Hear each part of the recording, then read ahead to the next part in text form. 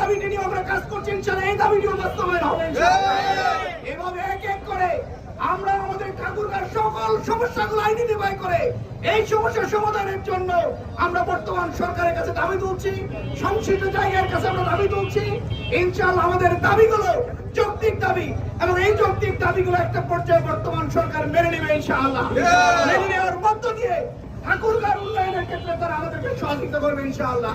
তাই আসুন সম্মানিত ভাইয়েরা আমার, যারা আজকের এই আয়োজনে সম্পৃক্ত থেকে আজকের আয়োজনকে সফল করেছেন, সাফল্যমণ্ডিত করেছেন, সবাই স্বতঃস্ফূর্ত হয়ে এই দাবির পক্ষে যারা মত দিয়েছেন, সবাইকে আন্তরিকভাবে ধন্যবাদ জানাচ্ছি। আগামী দিনে ঠাকুরগাঁও উন্নয়ন করান সকল শ্রেণী পেশার মানুষগুলোকে সাথে নিয়ে আগামী দিনে উন্নত ঠাকুরগাঁর জন্য, নিরাপদ ঠাকুরগাঁর জন্য, ডেভেলপমেন্ট ঠাকুরগাঁর জন্য কাঁধে কাঁধ মিলিয়ে কাজ করে যাবে ইনশাআল্লাহ। আল্লাহ আমাদেরকে সাহায্য করুন। সবাইকে আন্তরিকভাবে ধন্যবাদ জানিয়ে আমি আমার কথা শেষ করছি। আসসালামু আলাইকুম।